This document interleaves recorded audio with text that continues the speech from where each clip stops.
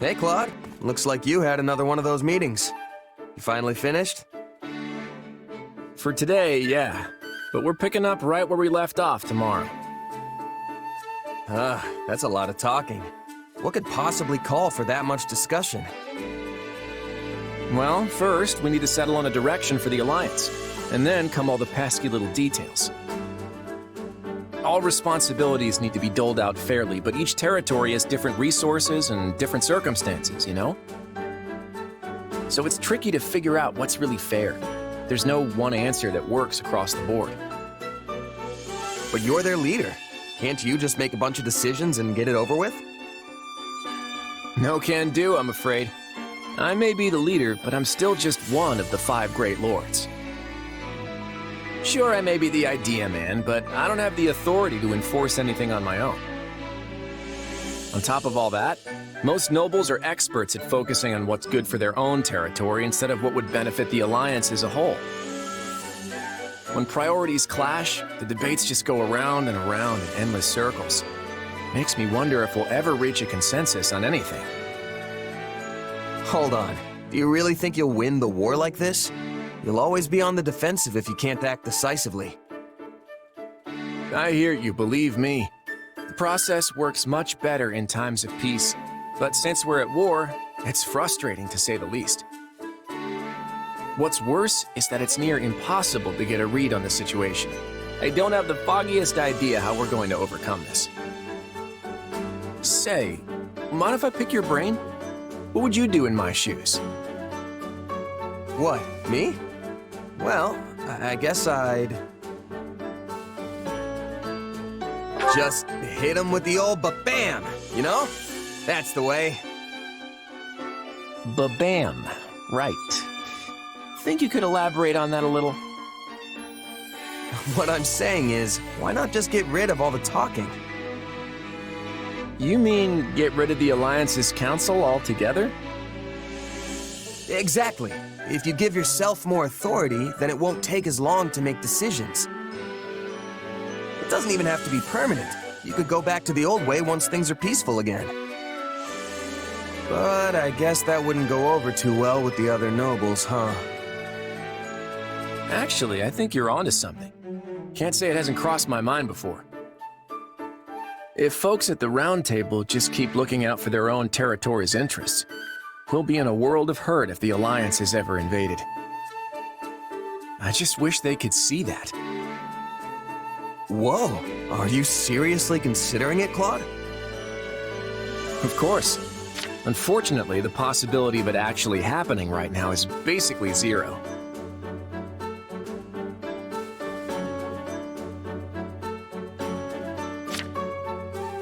But you've given me a lot to chew on. Let's do this again sometime. Just say the word.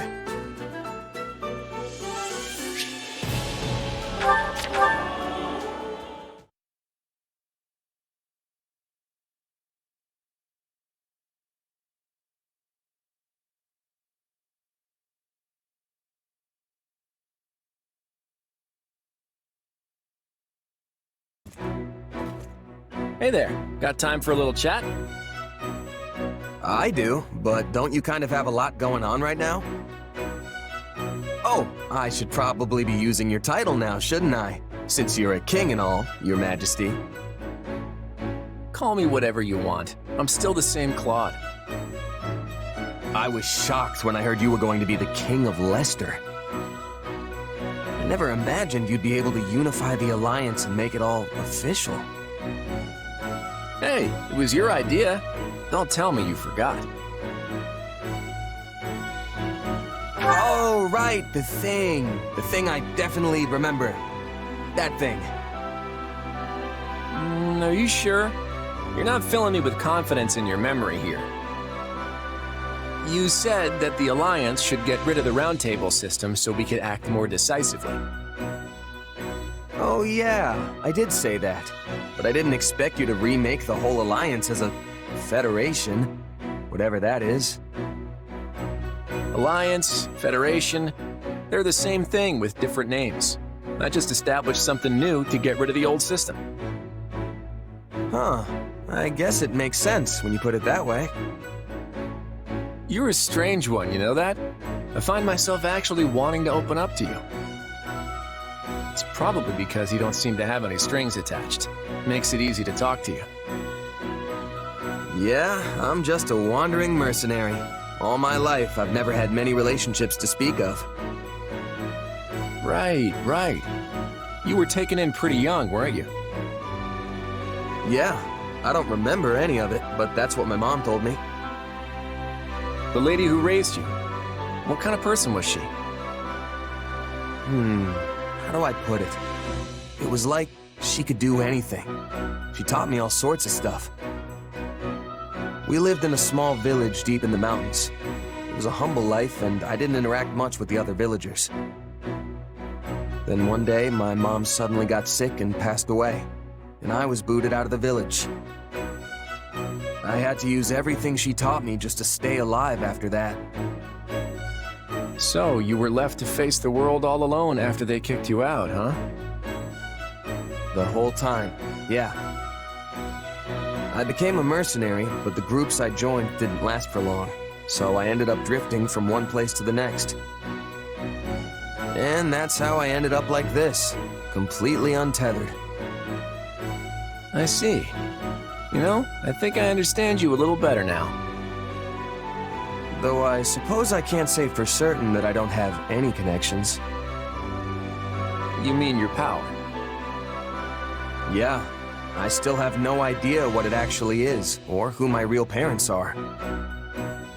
Just remember that no matter what you find out, it won't change who you are. Just like how becoming a king hasn't changed who I am.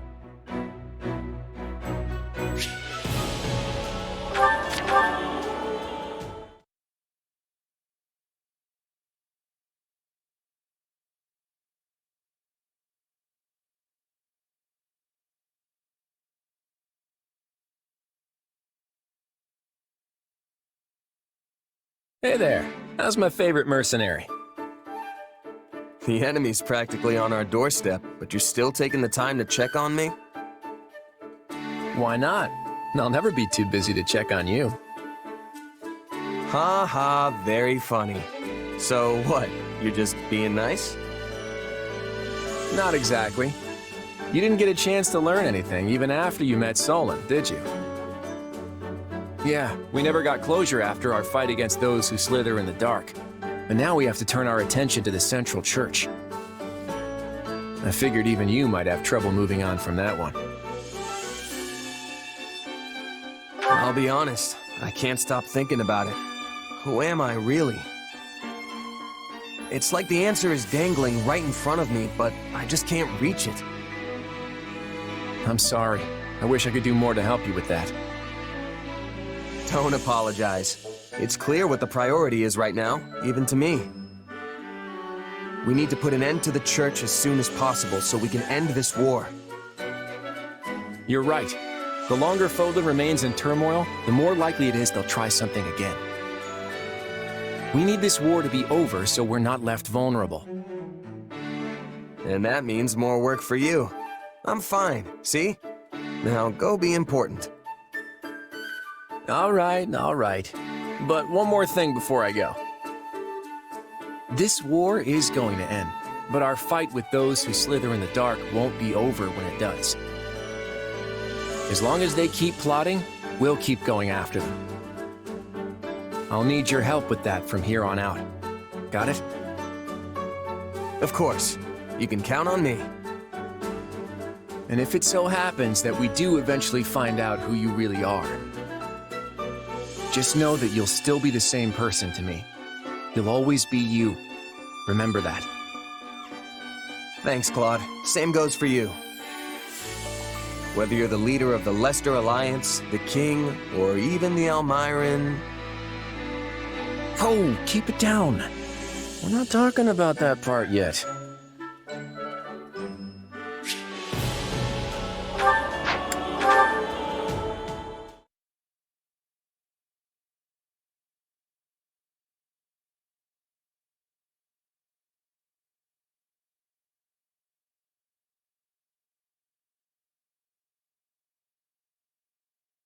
Hey, Claude.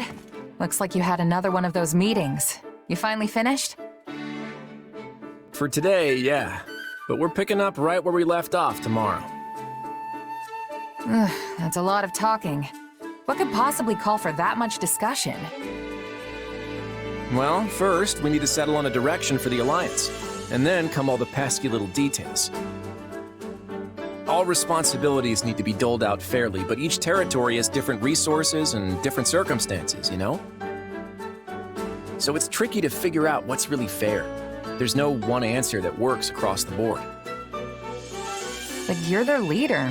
Can't you just make a bunch of decisions and get it over with? No can do, I'm afraid. I may be the leader, but I'm still just one of the 5 Great Lords. Sure, I may be the idea man, but I don't have the authority to enforce anything on my own.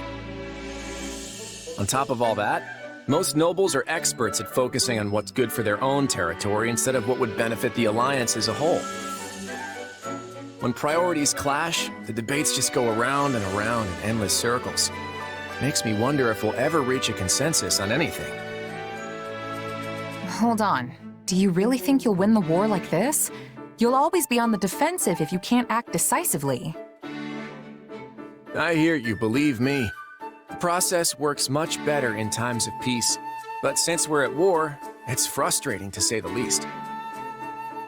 What's worse is that it's near impossible to get a read on the situation. I don't have the foggiest idea how we're going to overcome this. Say, mind if I pick your brain? What would you do in my shoes? What, me? Well, I guess I'd...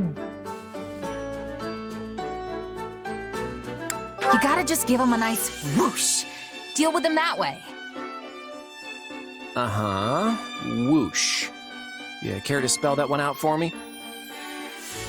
What I'm saying is, why not just get rid of all the talking? You mean get rid of the Alliance's council altogether? Exactly. If you give yourself more authority, then it won't take as long to make decisions. It doesn't even have to be permanent. You could go back to the old way once things are peaceful again. But I guess that wouldn't go over too well with the other nobles, huh? Actually, I think you're onto something. Can't say it hasn't crossed my mind before. If folks at the Round Table just keep looking out for their own territory's interests, we'll be in a world of hurt if the Alliance is ever invaded. I just wish they could see that.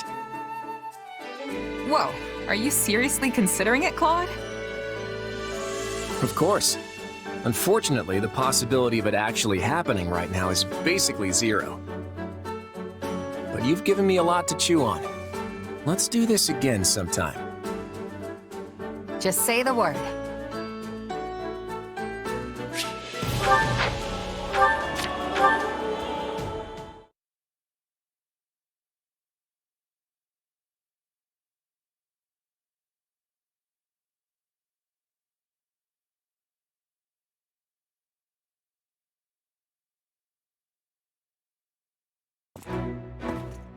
Hey there, got time for a little chat?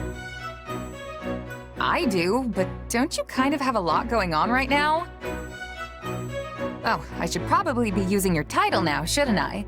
Since you're a king and all, your majesty. Call me whatever you want. I'm still the same Claude. I was shocked when I heard you were going to be the king of Leicester. I never imagined you'd be able to unify the Alliance and make it all official. Hey, it was your idea. Don't tell me you forgot. Sorry, it's not ringing any bells. Seriously? Wow. Guess that's just you being you, though, come to think of it. You said that the Alliance should get rid of the Round Table system so we could act more decisively. Oh yeah, I did say that. But I didn't expect you to remake the whole Alliance as a federation, whatever that is. Alliance, Federation, they're the same thing with different names. I just established something new to get rid of the old system. Huh. I guess it makes sense when you put it that way. You're a strange one, you know that? I find myself actually wanting to open up to you. It's probably because you don't seem to have any strings attached. Makes it easy to talk to you. Yeah, I'm just a wandering mercenary. All my life, I've never had many relationships to speak of. Right. You were taken in pretty young, weren't you? Yeah, I don't remember any of it, but that's what my mom told me. The lady who raised you, what kind of person was she? How do I put it? It was like she could do anything. She taught me all sorts of stuff. We lived in a small village deep in the mountains. It was a humble life, and I didn't interact much with the other villagers. And one day, my mom suddenly got sick and passed away, and I was booted out of the village. I had to use everything she taught me just to stay alive after that. So, you were left to face the world all alone after they kicked you out, huh? The whole time, yeah. I became a mercenary, but the groups I joined didn't last for long, so I ended up drifting from one place to the next. And that's how I ended up like this, completely untethered. I see. You know, I think I understand you a little better now. Though I suppose I can't say for certain that I don't have any connections. You mean your power? Yeah. I still have no idea what it actually is or who my real parents are. Just remember that no matter what you find out, it won't change who you are. Just like how becoming a king hasn't changed who I am.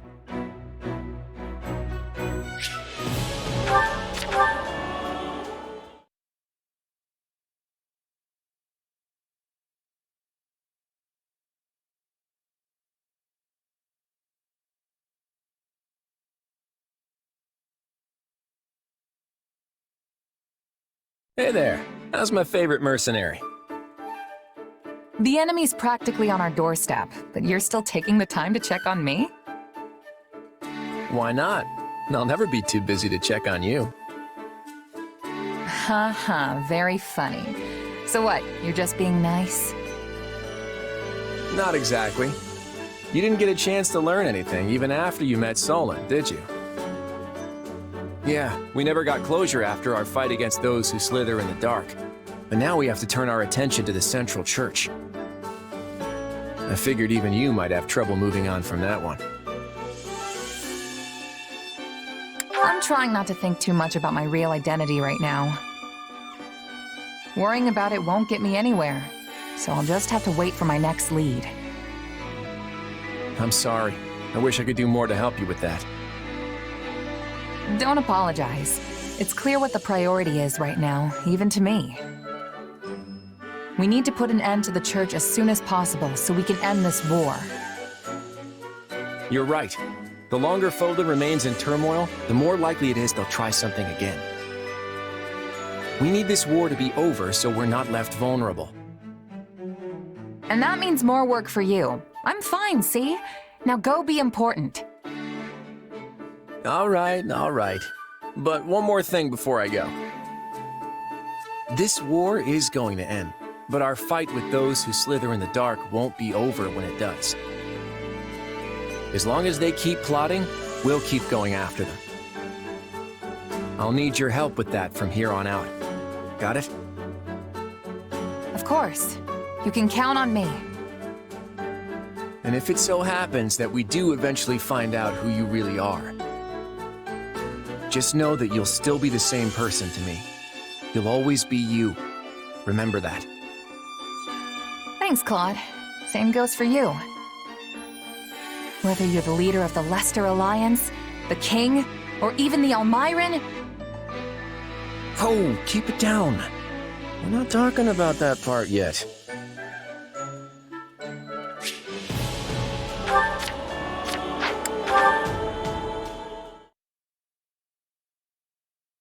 I have to say, this isn't how I imagined Fodlan's three most powerful leaders would be coming together.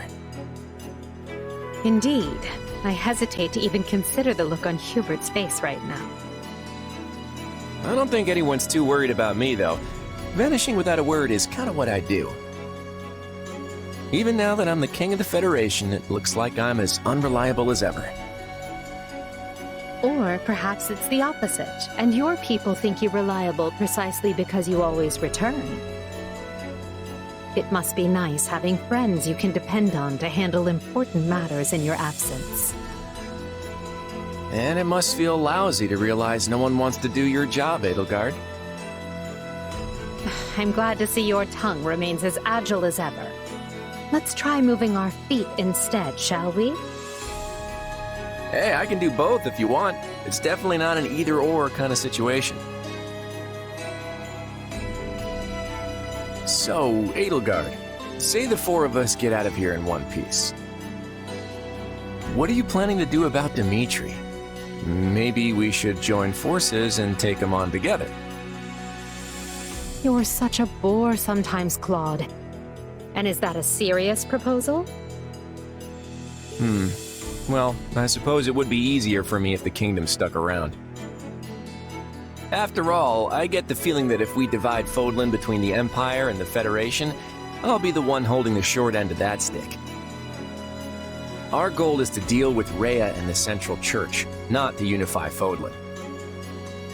You never have been one to mince words, have you? Well then, allow me to match your honesty. It would be more convenient for me if the kingdom ceased to exist. The Central Church has a much closer relationship with Fargus than with the other regions. Even were we to capture the Archbishop and force her to dismantle the upper echelons of the Church, it wouldn't be enough. The roots of that organization run deep. Hold on. You're just looking to capture Rhea? You're not gonna, get rid of her?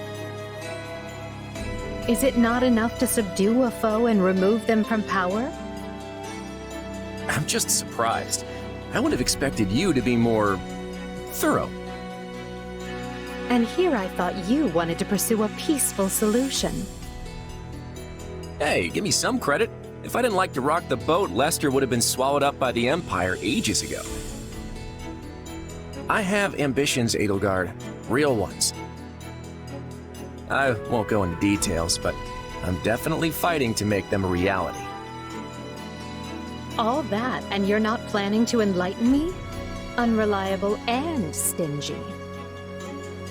I, for one, have no qualms with telling you my ambitions. I seek to destroy the irrational power structure that shackles Fodlan. Just Fodlan, huh? Come again? Hey, don't get me wrong. That's a goal I can get behind. That's why we're working together.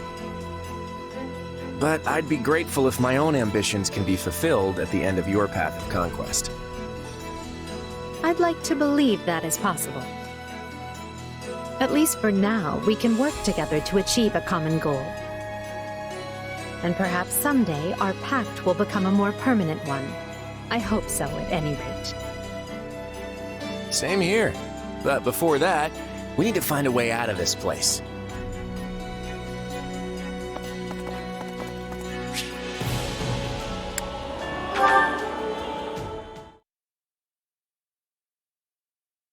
Dimitri, we need to talk. I'm just gonna come out and say it. After the war, I'm going to abolish the Central Church and depose the Archbishop. The people of Fodlan have been shackled by this decrepit system for too long, and I'm ending it. You're going to do away with the church? That's right. Think about it. Who steals your freedom and gives you an endless list of duties and obligations simply because you have a crest? Who forces you and your friends into a bunch of unwanted marriages and positions of power? The church even forbids any official contact with outside regions. Not exactly great for Fargus, right? Being as close to Serang and Albinia as you are. But to be clear, your quarrel is with the church, yes? Not with Fargus itself? Exactly. We have nothing to gain by fighting you. And really, our enemy isn't the actual church so much as the people at the top who make all the decisions. I understand where you're coming from, Claude. And on a personal level, I actually agree with you.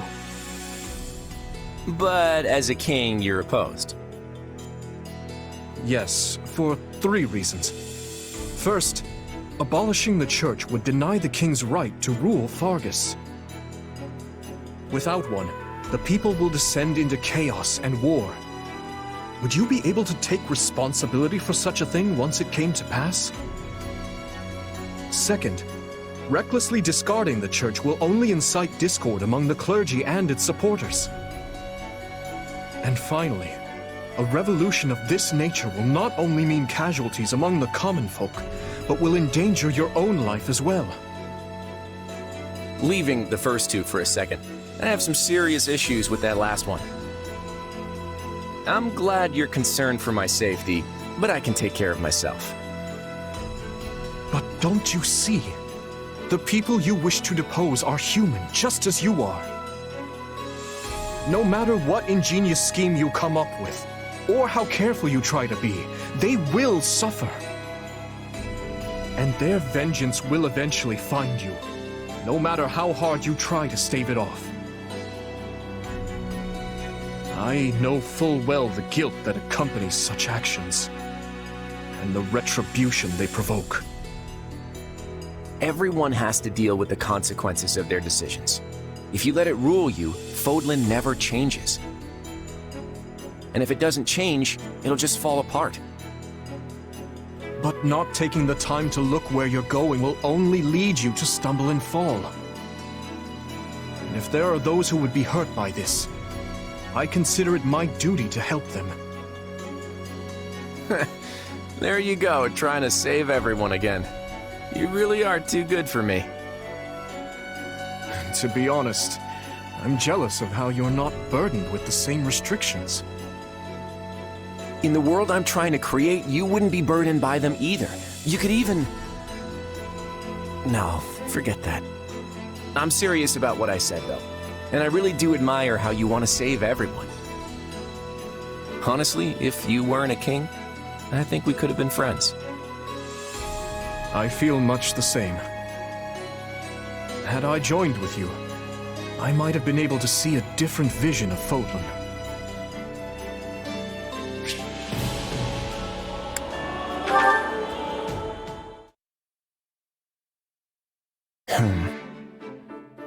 We're beating the Empire in the smaller local battles, yes, but that barely puts a dent in their total power.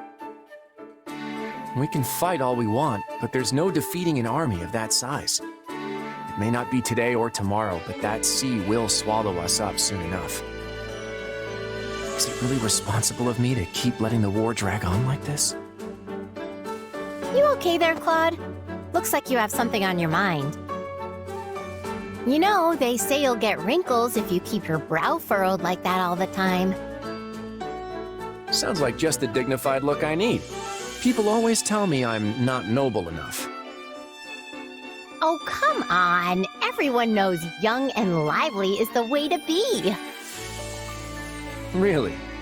It would sure be nice if the Round Table would propose strategies that are young and lively. They're all so conservative and selfish. I think a few lines here or there would actually help me fit in. Really? You know what they say. If you're too set in your ways, it'll set on your face. So whatever you do, just make sure you don't end up some beady-eyed king with a face full of wrinkles. I just can't win with you, can I? I think you're missing the point, Claude. What I'm saying is, you should do what you think is right, with enough vigor to blow any creases clean off your face. Hold on, do you even hear yourself right now? Who knows what would happen to the Alliance if I followed that advice? You do have a point there. But at least you wouldn't have to worry about those pesky brow wrinkles anymore. And knowing you, Claude, I'm sure you'll find a way to break through this standoff. You really do have me beat. I feel like you can see straight through me. It's not hard when your thoughts are written so plainly on your face. All I have to do is read what's there. Guess I'd better try scrubbing them off then. As you should.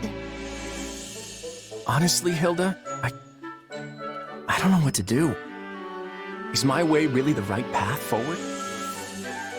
It feels like I'm rejecting everything Lester used to be up until now.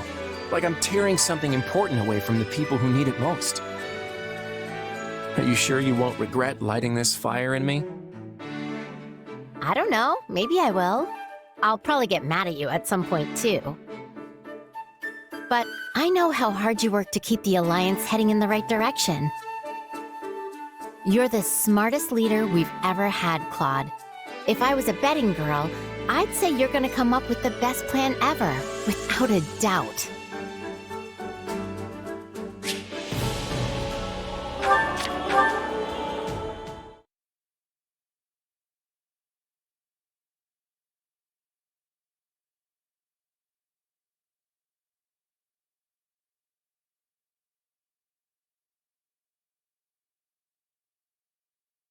Hey, Claude.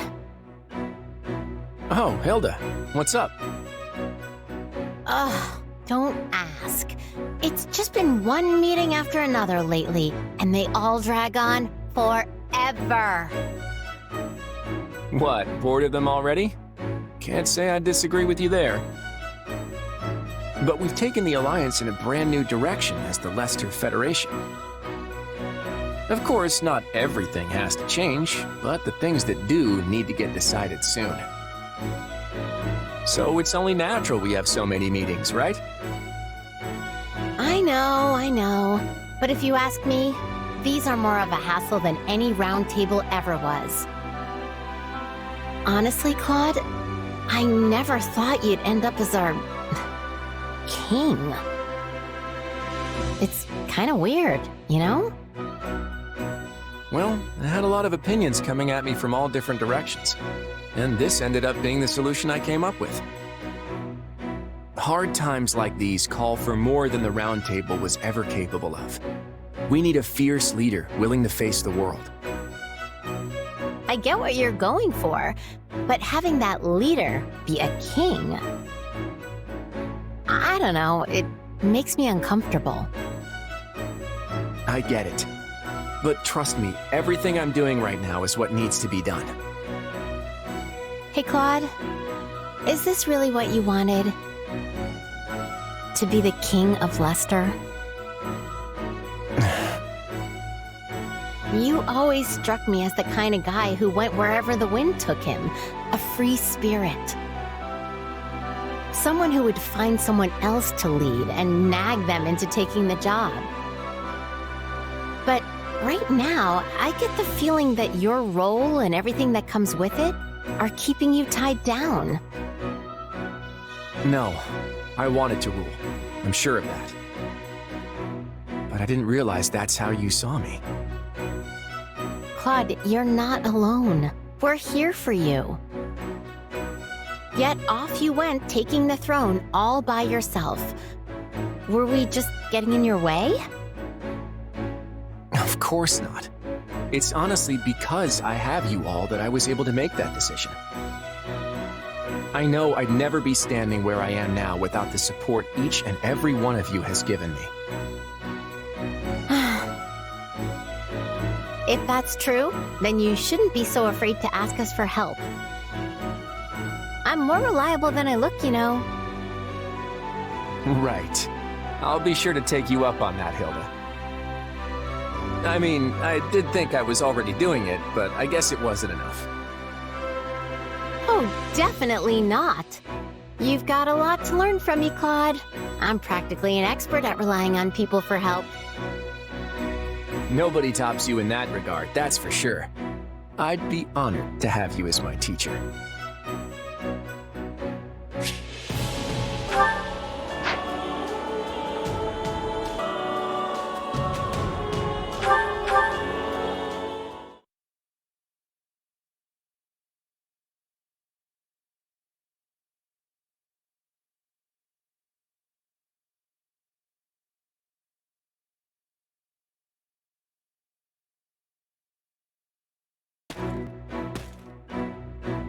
Sorry for the wait, Lawrence. So, what is it you wanted to talk about? Ooh, don't tell me. Is it about a girl? No, I wish to discuss the consequences of your strategy at the Great Bridge of Myrden. Oh, that. If it's an apology you want, I'll say it as many times as I need to, both to you and your father. My plan left a cloud of treason hanging thick over the Honorable House Gloucester. I'm sorry, Lawrence. Please, I have already accepted your apology. And besides, did my father not agree to your scheme? Luckily, my own person remains unsullied, and I will soon remedy the blemishes on my family name. You have my word. If that's not it, then what do you want to talk about? There is something I wish to confirm with you. A matter regarding the future of the Leicester Alliance. Can we really trust you, Claude? I have no qualms admitting that your work has freed the Alliance from a number of tight situations. And yet, I have never been able to fully place my trust in you. The same is true even now. Were it as simple as choosing to believe, I would do just that. But this situation makes me uneasy. Day after day, I find myself forced to rely on a man with unclear roots and even more unclear intentions. Your tongue's as sharp as ever, Lawrence. But I can't say I don't get where you're coming from. I wouldn't trust me either in your shoes. If I were you, I wouldn't let my loved ones touch a guy like me with a 10-foot poleaxe, let alone count on me to keep them safe. You are quick to disparage yourself. Yeah, maybe I took it a little far there. I mean, I'm not that bad, am I? Still, I'm not all-knowing or all-powerful like the goddess is. There's no way for me to know what the future might hold. Which means there's only one thing I can do. Stack my deck with as many cards as I can so we're ready for anything that comes our way. But on that front, the possibilities are kinda endless. No matter how many tricks I've got in my pocket, there's still this lingering worry I just can't shake. That's what I meant by not being able to trust myself. I feel like I'm constantly walking this tightrope with no clear end in sight. Lawrence? Are you even listening? If you were any quieter, I'd think you'd have died on the spot. I am present, yes. I was just so shocked to hear you voice your anxieties that I struggled to find words. Could this be another of your schemes? What do you hope to gain by deceiving me so? Whoa, slow down there. You're the one who brought this whole thing up, remember? Kinda rude to react like that after I go and spill my heart out to you, don't you think? Forgive me, I seem to have lost my presence of mind entirely. I fear I may be entering a state of shock. Yeah, you're not the only one.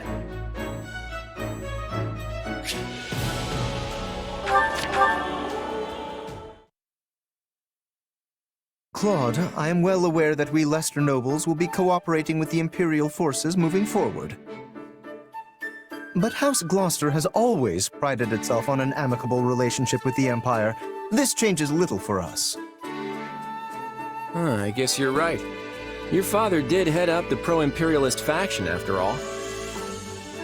Yes, until your wicked schemes severed their ties. Do you really have to bring that up again?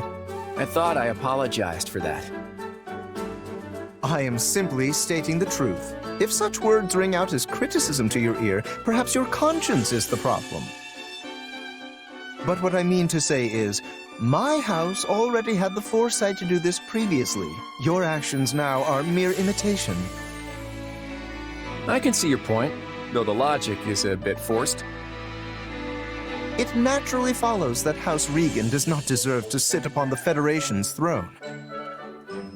No, the people yet yearn for their rightful rulers, House Gloucester. I'm pretty sure that's just your ego talking. I don't think people really feel that way. Do not misunderstand. I am not opposed to your being king, for the moment at least. But your reign was granted by a round table conference, not blood, making you nothing more than an appointed monarch. And a temporary one, if I may. House Regan does not hold this position by birthright, and it will not stay with you in the future. No. The next to be put forth as king will be... Why, of course it shall be me, Lawrence Helman Gloucester. Some even propose I ascend the throne immediately if you begin to teeter toward ruin. Yeah, you're really letting your ego run wild here. But I have to admit, the idea of a non-hereditary monarchy does sound interesting. Doesn't it, though? My capacity for such thoughts is proof enough that I am suited to be king. But I can't stand to think about going back to making that decision via round table. It'd be no different from how we used to do things in the Alliance. Oh? Then how will we decide? How about letting the people of Leicester choose? Left to their own devices, they'd probably pick whoever they thought would be the best able to protect them. Sounds pretty good, huh? A preposterous suggestion. Is this in earnest? Though, such a method would prove a great boon for House Gloucester. The common folk in our territory have the utmost trust in us, after all. And for once, I think that's fact, not ego talking.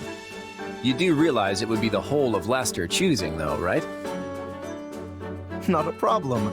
Our just rule is known far and wide through every mountain and ravine of Fodlan, I think. But let us set that matter aside for now. That is not what I came here to tell you.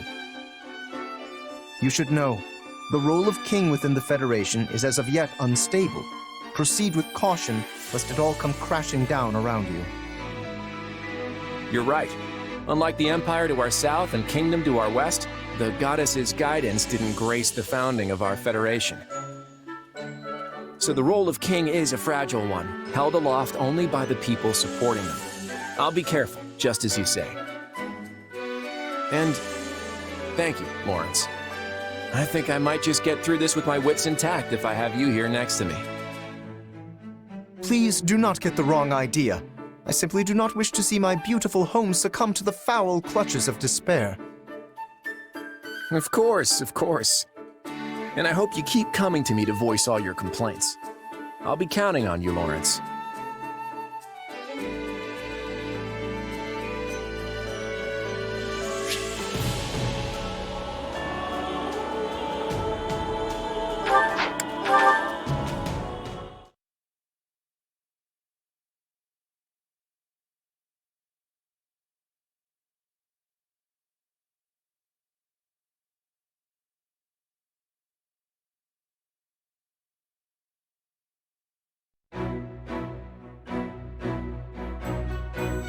That's a tasty looking roast you've got there, Claude. Where'd you get it? Oh, hey, Raphael. I nabbed it from the base we took over the other day. No big deal. Plus, it's about to go bad, so there's no point in trying to ration it out to the troops. Meaning? You're giving it to me! Oh, yes! Hold on there, big guy. Nobody can eat all of this alone, not even you. I was actually thinking we could all feast on it together. Want to help me cook it? You bet I do! Might mean my stomach goes a little emptier, but feasting with the whole team adds a spice like no other. Just leave the rest to me. I'll kick this meat party off in style. Hey, make sure you take it to the mess hall. Is he even listening to me? Wow, this looks incredible. Color me impressed, Raphael. Well, you said it was about to go bad, right? I had to grill it up as quick as I could. I mean, it wasn't going bad in a matter of minutes, but this is a huge help. Thanks. Weird. It felt like that was more than we could ever finish, but just mention food to the crew and it's gone in an instant. Too bad, too. I was thinking I could split any leftovers we had with Maya and my grandpa. Doesn't it take days to get here from where they are? It would definitely have started rotting by then. Besides, this isn't really the chapter in history you want an old man and a child going out for a stroll. Yeah, I guess you're right. Still, I hope that day comes soon. Huh? A time when we can invite your grandfather and sister over for banquets whenever we want. A time when it's not so dangerous for them to travel. Not that any of that'll be possible so long as this war keeps dragging on. That's it, Claude! That's it! Whoa! What's all the yelling for? This meal was amazing, yeah. But a little voice in the back of my mind kept saying something was missing. And now I know what it is! Once the land's at peace again, we're gonna have a huge party with Maya and my grandpa and everyone!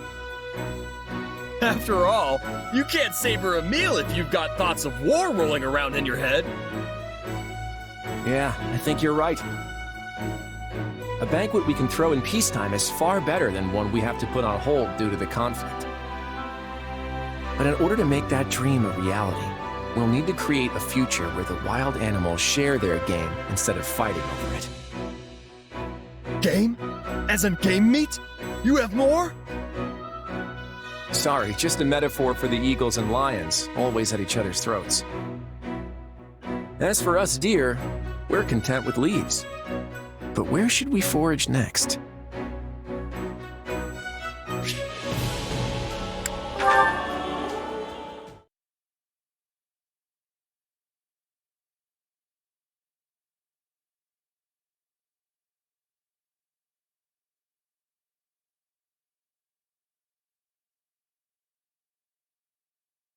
Hey there, Ignatz.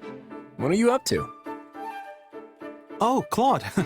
I was just admiring the scenery. I come here sometimes to bask in the embrace of unfettered natural beauty. Stunning, isn't it? I find being in the environment like this to be quite calming. You can say that again. My favorite napping spot's always been right under a nice, shady tree. That does sound comfortable.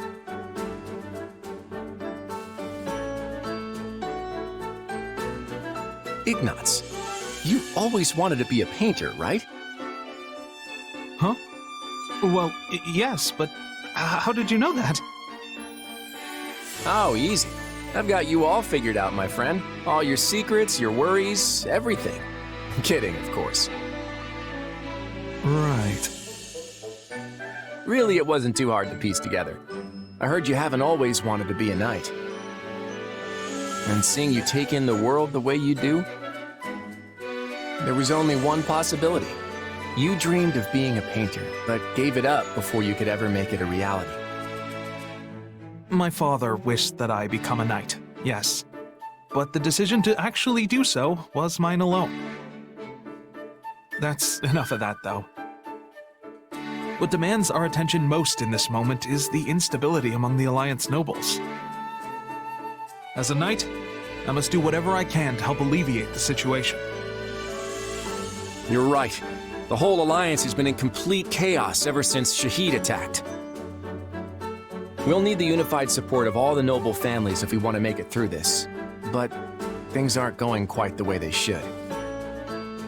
I really wish there was more I could do to help. In that case, how about we send you on a reconnaissance mission? What? It's simple. You go to all sorts of different places, maybe scout out a few towns, and take note of everything you see and hear while you're there. Sounds like the perfect job for you, doesn't it? Are you sure I'm the right person for it? Of course I'm sure. I want you to travel the world, Ignatz. See the wonders it has to offer with your own two eyes.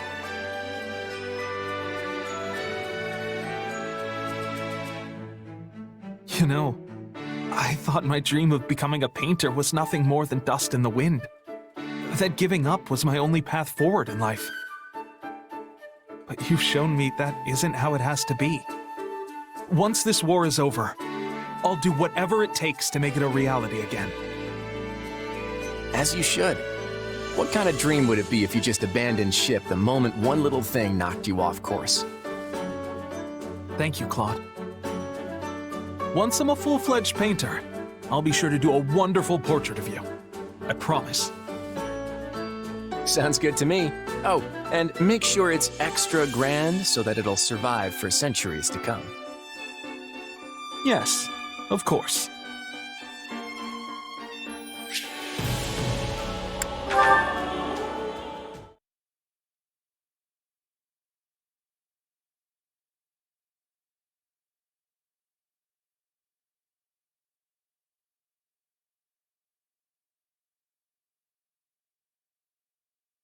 Hey, Lysithea, you have a minute? There's something I need to talk to you about. Fine. You can have 1 minute. I might not look it, but I'm actually pretty busy here. Don't I know it? I can't remember the last time I saw you take a break. Anyway, I'll keep it quick. It's about what happened in our last fight. Charging it headfirst like that isn't like you, Lysithea, and not in a good way. And what, in your expert opinion, makes it so unlike me? All I did was end the battle in the quickest, most efficient way possible. Which in turn kept damages to a minimum. If anything, you should be thanking me. It worked this time, sure. But there was a good chance it could have failed, too. You shouldn't leave things up to fate like that. If things hadn't gone your way, you could have lost your entire unit. You and your soldiers alike would be at the feet of the goddess right now. My point is, you need to make decisions based on strategy, not chance. I thought someone as smart as you would understand that. Yes, that's enough lectures for today. I know what I'm supposed to be doing. But had my unit not rushed in, the battle would have dragged on for far too long. The fighting would have surely raged into the next day. We would have had to revisit our tactics entirely if the enemy changed formations at daybreak. And if things had gone south from there, it could have taken us more days further to finish the battle. I won't insist I made the right decision, but don't imply I didn't consider the possibilities. I was always fully aware that we could fail. But failure didn't even have to be an option. Sure, the battle dragging on would have had an impact on the war at large. But so what? In the grand scheme of things, your life is far, far more valuable than a few measly days of combat. Please, Lysithea, I need you to promise me you won't put yourself in danger like that again. I'm sorry. I can't do that. You know, it's not just your own life you're rolling the dice with. Every single soldier you command would die with pride by your word. So, you're saying I fail as a leader? Yes, maybe I do. Well, feel free to remove me from my post if you don't think I should be commanding troops. That's wholly within your right. Do what you will. Until then, I'm going to do what I will. Now, if you'll excuse me. Yeesh. I don't know what's up with her, but I can't help if she's gonna be that stubborn about it. Either way, it doesn't seem like she's changing tunes anytime soon. Guess I'll just have to do what I can to keep her safe in the meantime.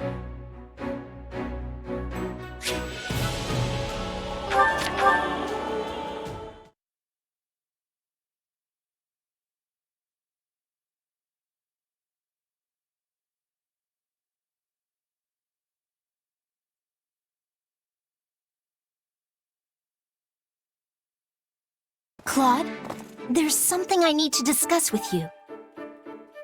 Sure, but keep it short. I know I don't look it, but I'm actually pretty busy here.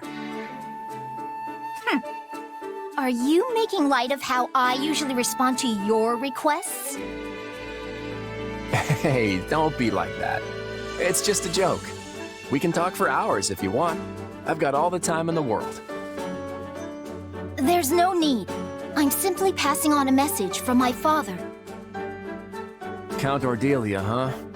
Go ahead, I'm all ears. I guess it's no surprise he has a word or two to say to the king. I mean, first the Imperial invasion, now all this unrest sweeping across the land. None of this would have happened if I'd just kept a closer eye on those who slither in the dark. Hold on. I think you have the wrong idea. My father doesn't want to complain to you. He'd actually like to thank you for bringing the fight with the kingdom to an end, and for rushing to quell the chaos in our territories. He also said he's willing to offer his full cooperation with any of your Majesty's policy proposals. All you need to do is say the word. I appreciate that. His broad-mindedness has always proven a great help. Then consider my message delivered. But please, don't put more of a burden on him than necessary. Anxiety has tormented his mind for years now, and he's recently started finding his body less and less willing to cooperate with his brain. So I've heard. Don't worry, I won't ask any more of him than what's absolutely essential. Thanks, Claude. I'll do the work of 100 others in my father's place. Hey, slow down there. You already do too much as it is. Piling more on top of that is just gonna crush you. And yet, I need to do it all the same. I can't let myself fall behind the other Lester nobles. Most importantly, I need to put an end to this war, so I can start thinking about how to bring peace and stability back to House Ordelia's territory. I get where you're coming from, but everyone needs a break now and then. Your body's probably screaming at you to get some rest. I'm all right. While it's true my lifespan is slated to be short, it's not like I'm gonna just drop dead out of the blue. I'm just as healthy as I've ever been, I assure you. You look fine enough, sure. But there's something lingering beneath the surface weighing you down, isn't there? Something the rest of us can't see. Your body's bound to give out if you keep pushing your limits without taking some time to recuperate. But... Listen, my Scythia, I want this war to end just as fast as you do. And once it does, I'm going to settle the score with those who slither in the dark. In other words, it's in your best interest to stick with me. So consider this an order from your king. Stop fighting like you don't have a tomorrow to live for. I mean, I'm still going to need plenty of help once the war is over. I can't have you kicking the bucket before the real fun starts, okay? Understood. If it's an order from His Majesty himself, I guess I don't have much of a choice. Now, if you'll excuse me, I know I don't look it, but I'm actually pretty busy here. Does she really understand, though? At any rate, I'd better put this war to bed as soon as possible.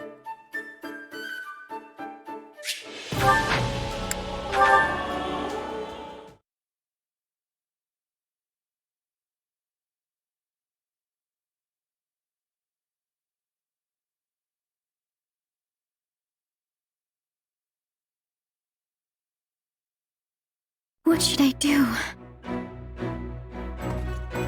Something wrong, Marianne? What's up? You know, I make a great stand-in for the goddess if you're looking for someone to talk to. Oh, Sorry, I wasn't really planning on eavesdropping. I was just passing by and couldn't help but overhear. No, I'm the one who should apologize. Don't worry about it. So, you want to tell me what's going on?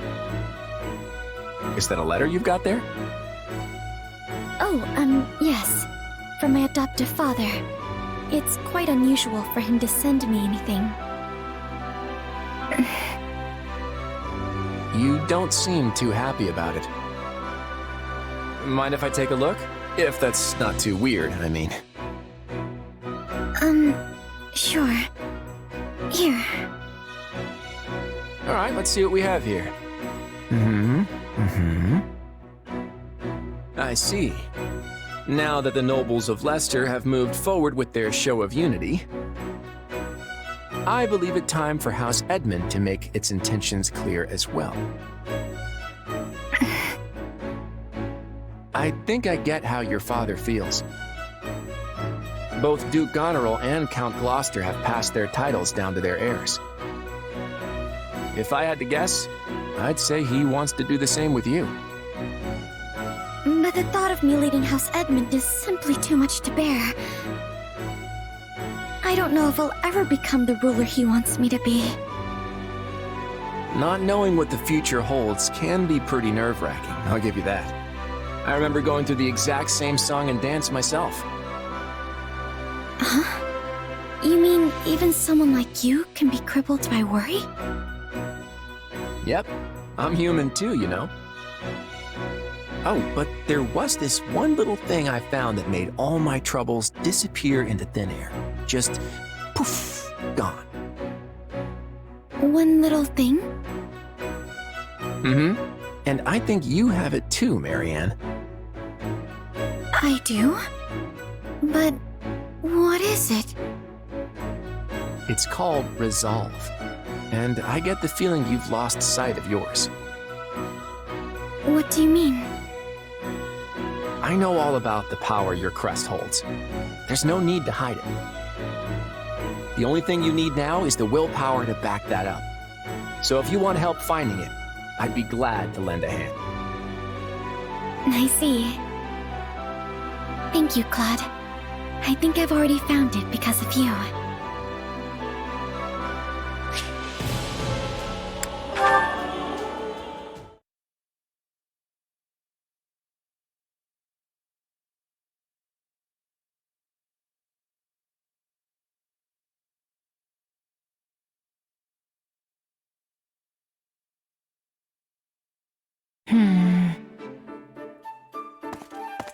What's wrong, Leone?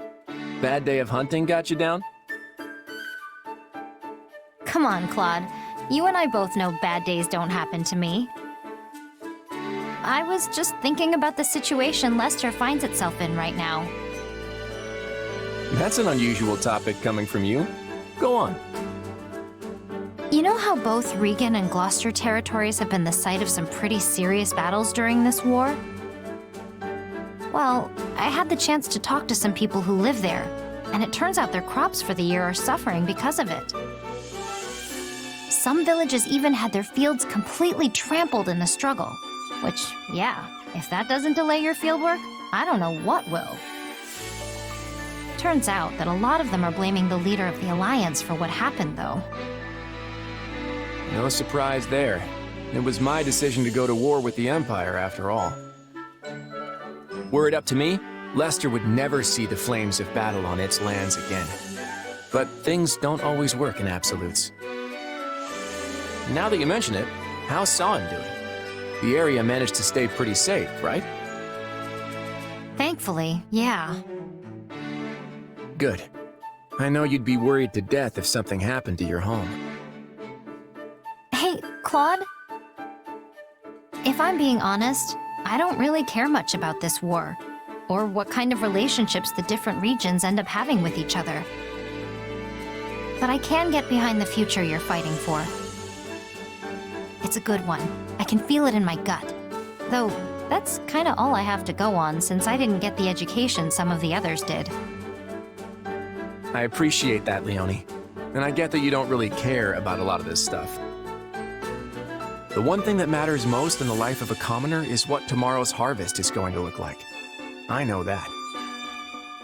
But those people will get caught in the web I'm spinning for the future all the same. They won't have a choice but to fight. But... I know. If we don't fight, more and more innocent people will get struck down as collateral. Even so, there will be sacrifices no matter how much or how little we struggle. And most of those will end up being commoners. I hope you stay on my side all the same, Leone. And not just for your raw strength as a mercenary. I could use your perspective, too. my perspective? Think about it. You met the farmers in our land eye to eye and found out they were upset with me. I could never do that. Not in the position I'm in now. I guess you're right. That's why these kinds of things don't get addressed. They never even reach my ears. So I want you to help amplify their voices. Help me hear what the people have to say. As the ruler of Leicester, this is my #1 priority. It's even more important to me than winning the war. And I'm more than glad to help you accomplish it. You know, you're really not like your run-of-the-mill noble. With a guy like you leading the Alliance, Leicester will be a better place. I just know it.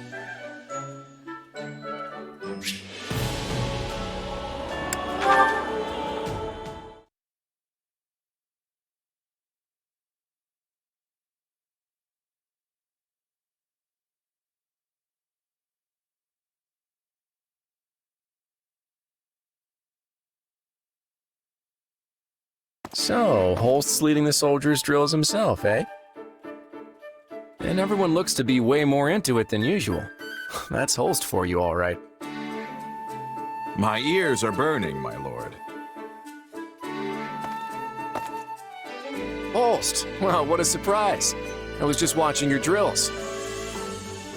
Everyone looks so spirited. Probably because they know you're keeping an eye on them.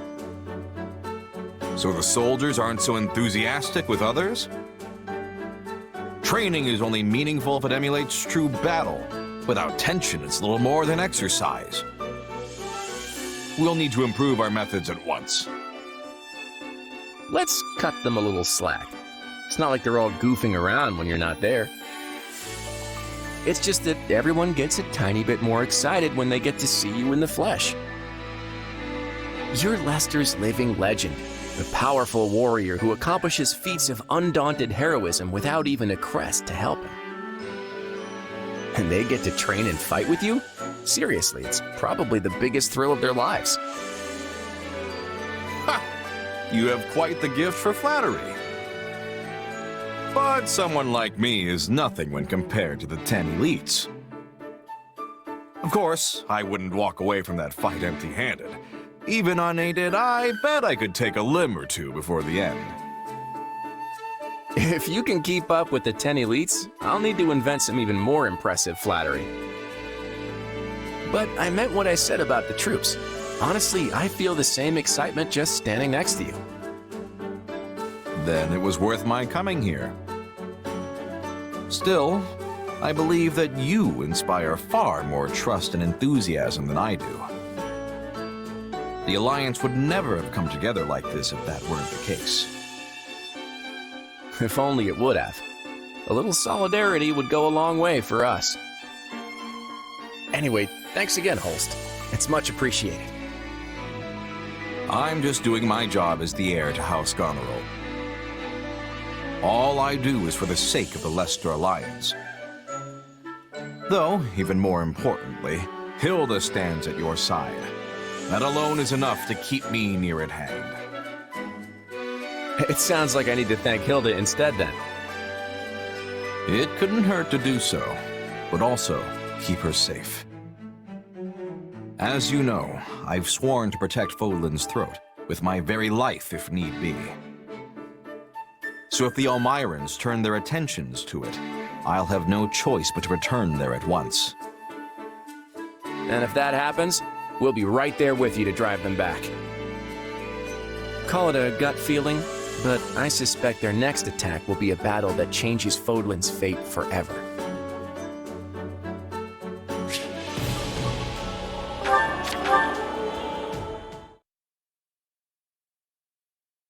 I know you're busy, Your Majesty, but do you have a moment? It's important. If it's really important, I have all the moments in the world. What's this about? There are so many possibilities, I can't even guess. As you are well aware, we've cast away Leicester's old alliances and begun anew as the Federation. And we've now joined forces with the Empire to overthrow the kingdom and dissolve the Central Church. You're happy with all that, right? Of course, Your Majesty. I would even go so far as to say I'm your greatest supporter. I appreciate that. I feel much more secure in my position as king knowing I have your support. I am fully confident you'll be able to fulfill our goals in this war. But my question concerns what happens after that. You say you want to remove the Church's authority from Fodlan and build society anew. That's right. The systems that currently bind Fodlan were all created by the Church to serve their own interests. Now, I won't say they're all bad in and of themselves, but ultimately, they exist to maintain the authority of the Church of Seros. And so long as we revere them, Fodlan will never be able to move forward. Do you agree? Let me make sure I understand. When this war is over, you wish to step back and reevaluate both the existing system of nobility and our manner of faith. And you also wish to establish relations with people from other lands and those who follow other faiths. Is that accurate? Exactly. I want to knock down the walls that keep us closed in. See, I knew you'd get it. Does this also extend to Fodlan's throat? Will you throw open its gates and look to establish a friendly relationship with the Almirans? Yes, of course. It will depend on how they respond to our overtures, but that's what I'm hoping for. And what of House Goneril, a family long seen as the enemy of the Almirans? Would you send its only daughter to form a marital bond with the Almiran royal family? Is that a possible scenario? Huh? Are we talking about Hilda? Our house has no other daughters. Ah, okay, I see where this is going. Don't worry, Holst. I may be the king of Leicester, but I've no interest in also being a royal matchmaker. But what if the next king of Almira turns out to be a kind and decent man? What if Hilda even likes him? If Hilda wants to marry that hypothetical heartthrob, I'm not gonna stop her. Look, what's all this really about? Apologies. My imagination ran free for a moment. If that is what Hilda wants, then I will not stand in her way either. Your imagination's definitely still running there. I'm just as worried about Hilda's future as I am about Leicester's. Maybe even more so. I completely understand, so let me just say this. I believe that both Leicester's and Hilda's futures are as bright as they can be. All I ask is that you trust me. I shall take your words firmly to heart. All I ask in return, Your Majesty, is that you continue to safeguard my sister, no matter what may come. You got it. And, wow, you're really serious about this, Holst.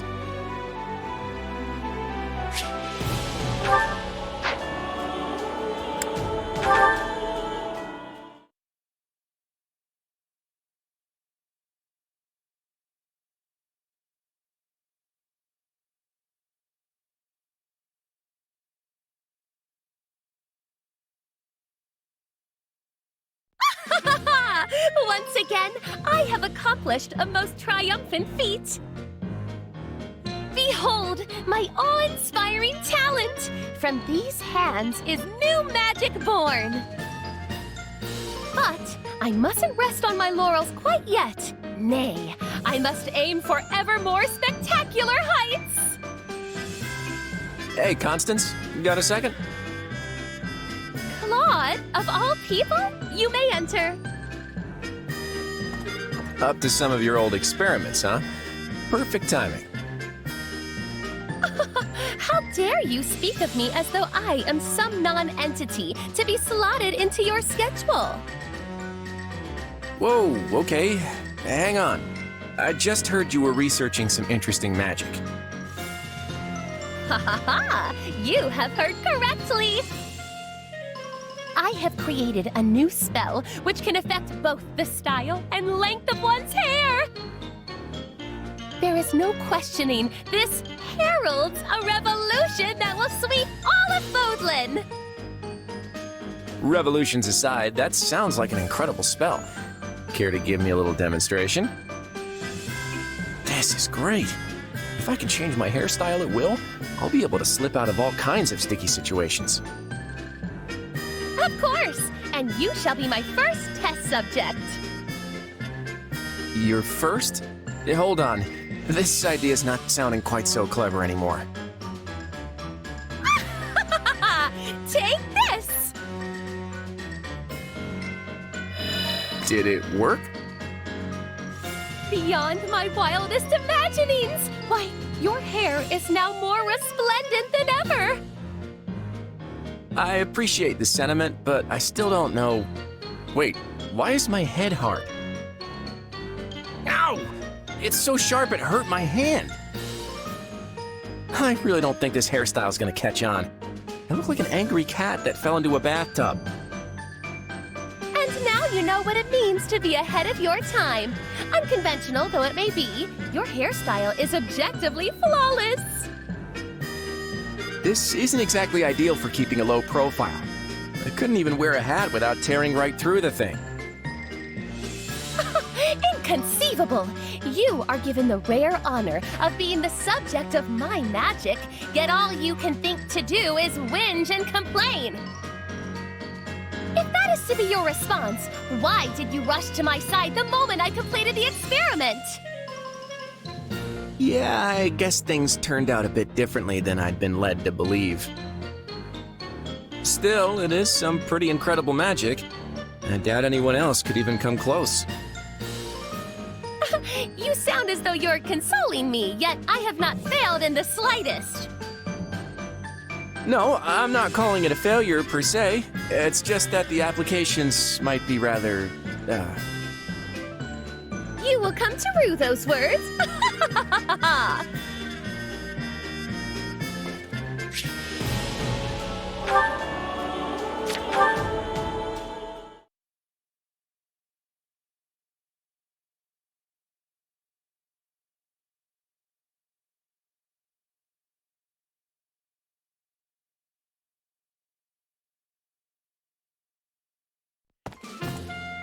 So, you've arrived, Claude. I pray you are ready.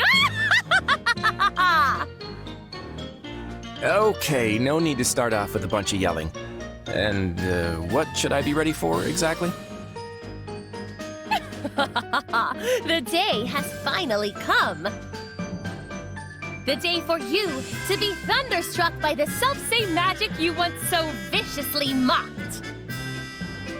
The magic? The magic. Oh, you mean that hair-raising one you used on me. No, that is not the purpose. It is meant for changing the length and style of hair. Right, sure. So what about it again? Ugh, your droll lack of enthusiasm boggles the mind. Do you understand just how much I devoted myself to my studies since that day of shame? Also, I might have some vindication?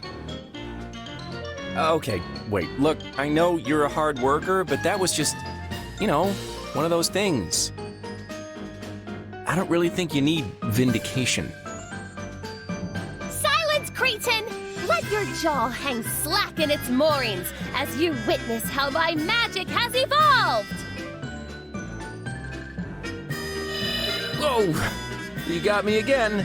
Well, at least I'm not sharp and pointy this time. You most certainly are not. Do you truly think me the type to make the same mistake twice? It has been quite the gauntlet of trial and error, yet finally I have arrived. I stand now on the fresh new ground of magic, the magic of gentle tresses tumbling over one's shoulders. Say, this does come in nicely at the ends. Some parts longer, some shorter. Whoa, but it's really frizzy. Ah, it's like a bird's nest up in here. What an exquisite style! What an innovative look! Truly, this is the most striking of spells! And I guess I have a fluffy beard now? Well, that's certainly something. Yes, and it makes you appear quite unkempt. Perhaps it is not the look for you. Hey, don't laugh it off. What am I supposed to do about this mountain man beard, huh? Last time you zapped me, my hair was stiff enough to stab through armor for an entire day. I couldn't even get to sleep because I shredded my pillow. Are you saying I've just got to grin and bear this until it wears off? At this point, there is nothing else I can do. You can endure this for one day, no? If it helps, I am willing to offer my moral support. If only this wasn't Fodlan. And what is so wrong with Fodlan? Just that a manly beard like this would be considered a real accomplishment in the East. Your magic would be praised to the heavens if you went out that direction. Then my magic could transcend borders? You finally understand the extent of my talent! No, it's just that this kind of beard here in Fodlan... Okay, she's not listening.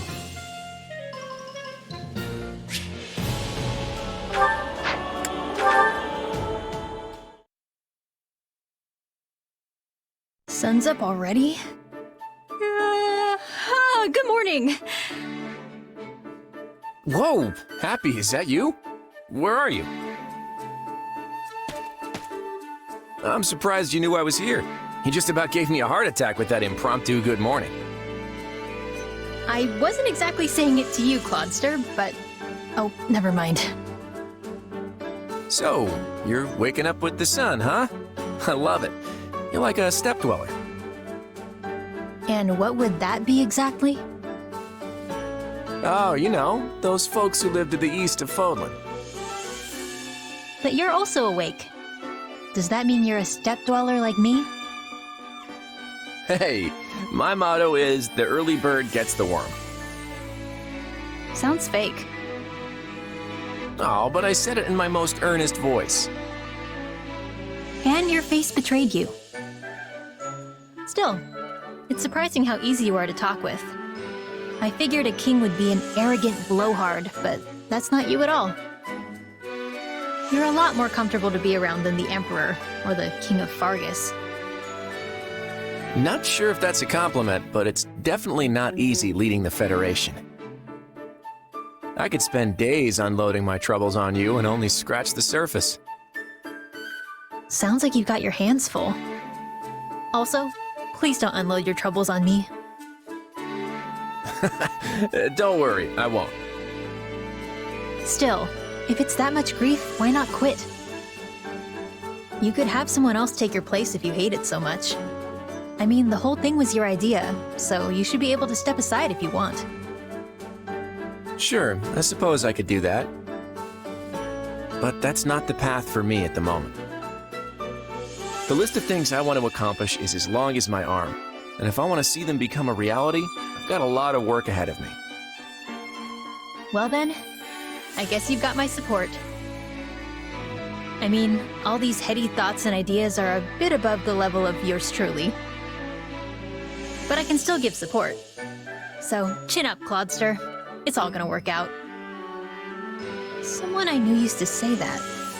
A relative, I think? I can't really remember. Well, I appreciate it regardless. It's exactly the kind of thing I need to hear right now. In that case, I'll double down. It's all gonna work out. It sounds even better the second time. Seriously, you should be telling that to everyone you meet. There you go again, putting others first. Yeah, well, it's all gonna work out, Claudester. I just have a feeling.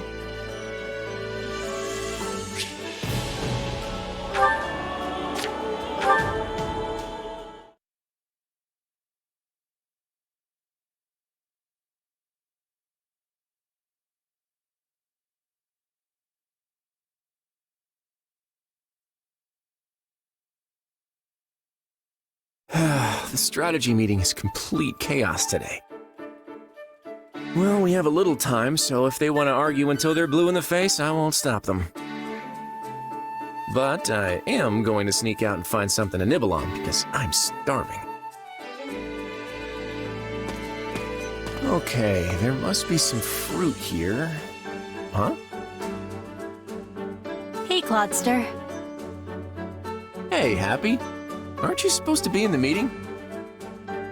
Yeah, but I got hungry and slipped out. I didn't even notice you leave. You're even more slippery than I realized. Well, it's not like the meeting will unfold differently if I decide to stick around. And since I'm not the only one who skipped out, I guess folks will have to be mad at us together. Ha! Guilty as charged. Still, the implications are different for me than they are for the great King Claudester. If someone gets mad at me, it's no big deal. But you probably get the wrath of everyone raining down on you for even the slightest misstep. Sad but true. Hey, so I know you love to run out and do stupid stuff like this sometimes. But did you take on all this responsibility because you wanted to? Or would you walk away if you found someone to take your place?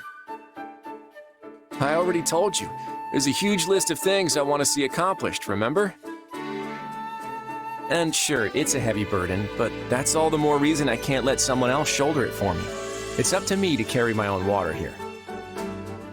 Then I guess it's not enough for me to just give you my support. What do you mean? Well, I'm not really carrying anything at the moment, water or otherwise. So I was thinking it might be nice to take some of the load from you. Just because you aren't as overloaded as me doesn't mean you don't have commitments. I don't know how I feel about burdening you with my, burdens. Sure, but if you keep it to yourself and it crushes you, that doesn't help me either. I'm not as weak as you think I am. Well, no matter what, it's all gonna work out. It definitely will. You know what? Maybe I'll take you up on that offer of help after all. Whatever you need. In that case, I'll start off with a tough one. How do we handle the fact we skipped out on the strategy meeting? Well, I can't take that off your shoulders, so I'll stand there and take the scolding with you. Scolding, huh? You called it the wrath of everyone like a minute ago.